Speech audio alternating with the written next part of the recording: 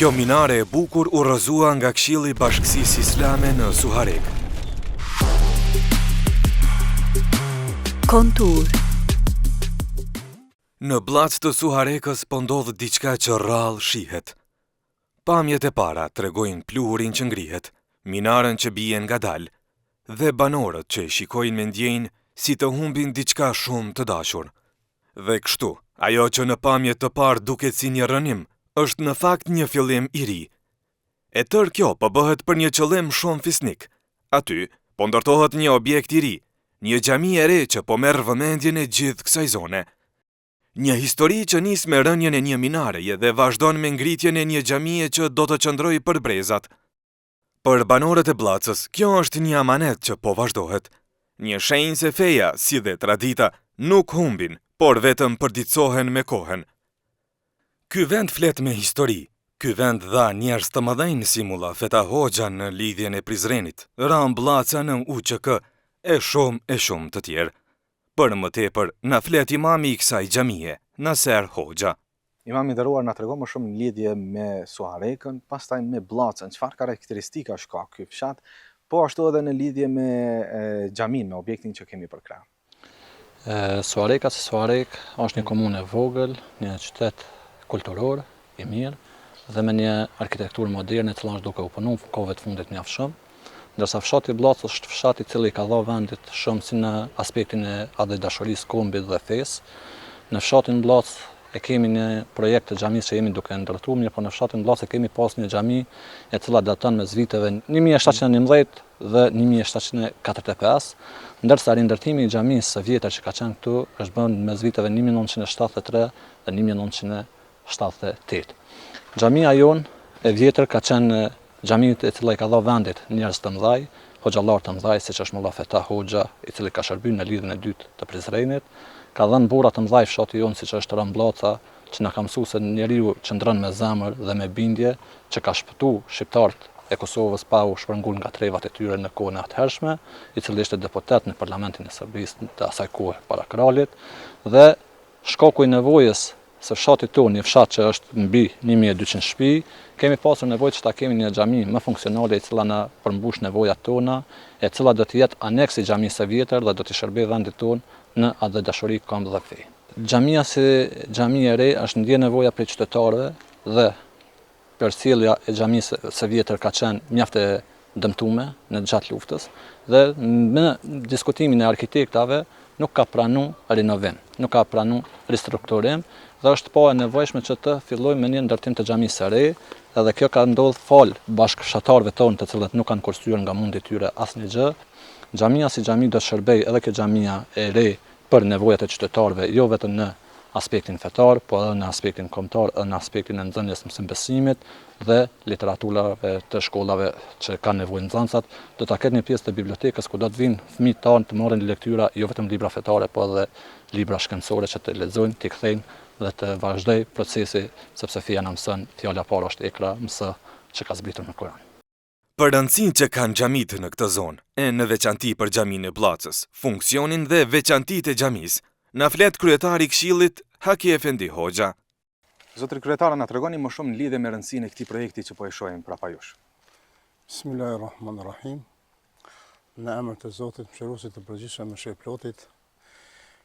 Xhamia e dim që ka vlerat e veta, një ndër ato janë edhe vlera e faltorës, po ka vlerën edhe çdo aksioni tjetër, çdo punë që merret me komunitetin e lën një rol shumë rëndësi.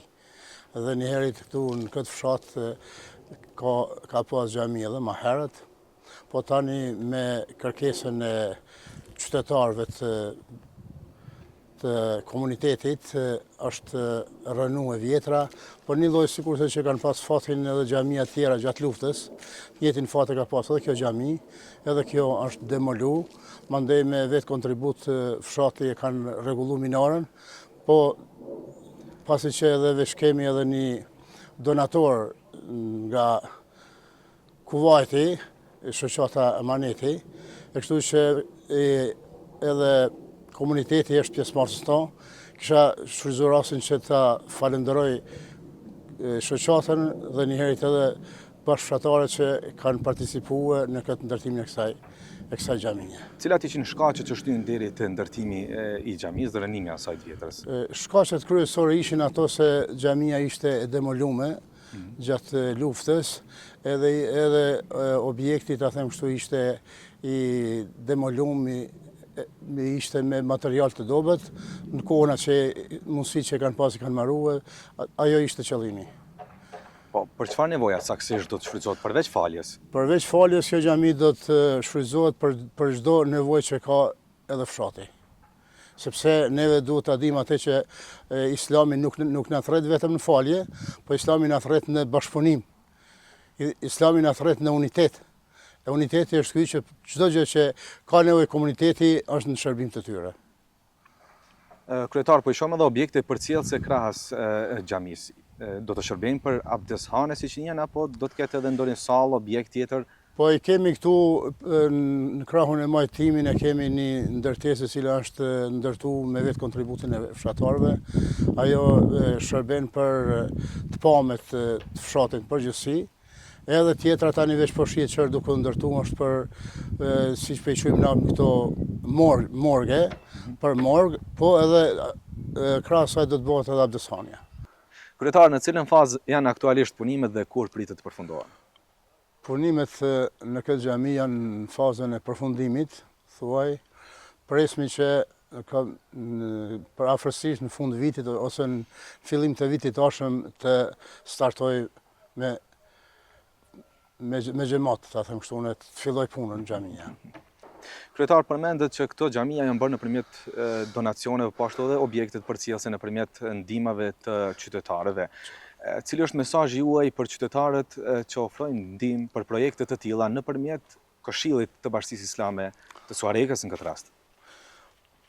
Mesazhi im është ky që çdo ndërtesë e cila bëhet, ajo llogaritet edhe hajrat në literaturën tonë fetare, që për çdo cent, ta quaj kështu, do të jetë shpërblys Allahu xhelle shanehu. Mesazhi im është ky, ata të cilët kanë pasuri, le ta shfrytëzojnë pasurinë këtë botë, sepse na mëson një ajet kuranor që Allahu na thotë do të vijë një ditë kur nuk do të ketë dobi as pasuria juaj, po as evladi juaj. Edhe është Zoti që këtë mesazh ta marrin ata të cilët kanë pasuri dhe ta shfrytëzojnë në rrugën e hajratit. Në çdo hajrat. Pavarësisht a është xhami, a është shkolla, a është ambulant, ajo e cila është në shërbim të atij komuniteti. Këto mesazhe që po mundsohen me ndihmën e dashamirëve po vihen në praktikë nga arkitekte e mrekullueshëm siç është Asim Vatovci. Në intervistën e zhvilluar nga ekipi Kontur, ai na tregon më shumë rreth stilit, dizajnit dhe frymëzimit të kësaj xhamie. Zotëri Asema, na tregoni më shumë në lidhje me pjesën arkitekturore të xhamisë, stilet, dizajnet, format e të tjera.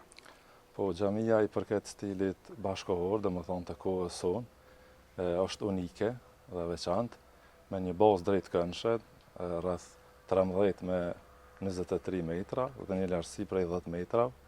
Gjitha elementet arkitektonike janë veçanta, të fillu prej fasadave, minores, kupolles, si edhe vlen të ceket që gjitha muret perimetrale janë mbajtëse, domethënë janë beton armi, ku pjesa e brendshme nuk ka fare shtylla. Ka ndonjë numër të përafërt sa është kapaciteti i personave që mund t'i zërë brenda? Kapaciteti i xhamisë është afërsisht rreth 500 persona, domethënë të përfshi bazën poshtë dhe mafillin lart.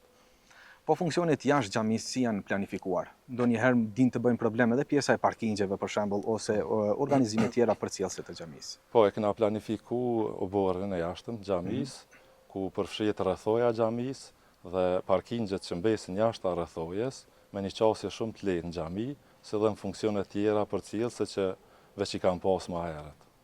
Në brenda, ku është pjesa kryesore e faljes, pastaj është pjesa e mihrabit dhe minberit, ku do të punohen me elementet të interierit, kjo do më thonë salla kryesore e faljes, si dhe kemi pjesën lartë, pjesën e mafillit.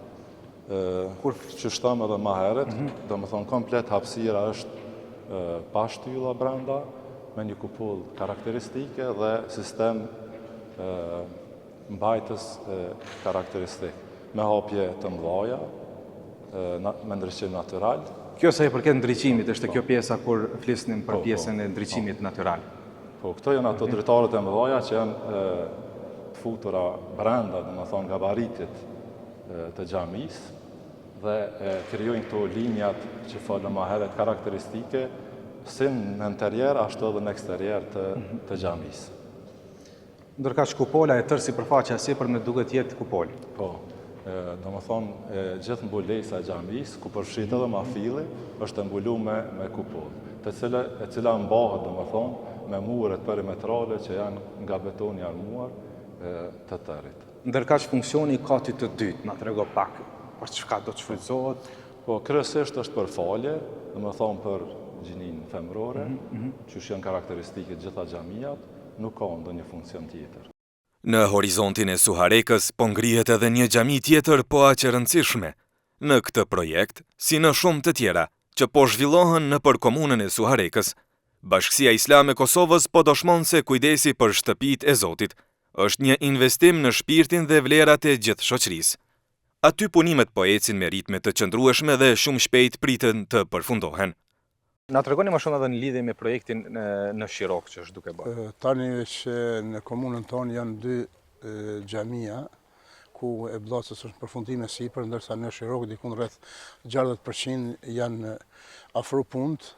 Në Shirok e kemi një donator i cili ka shpreh dëshirën, po ka mbet anonim. Thotë investimin të tërë ka bë një person. Dhe Zoti që Allah ati t'ja shpërblej punën të cilën e ka bërë, dhe një herit në fshatin Bllac ku jemi tani, ka pas xhami edhe më herë, ndërsa në Shirok nuk ka pas xhami asnjëherë, xhamia ndërtohet për herë të parë. Në Suharek po u kushtohet rëndësi edhe shumë objekteve të tjera të cilat po renovohen, siç janë xhamia e bardhën në Suharek, xhamia në fshatin Samadragj, Doberdelan, fshatin Leshan dhe në Perbisht, shuma e të cilave shkon rreth 200.000 euro.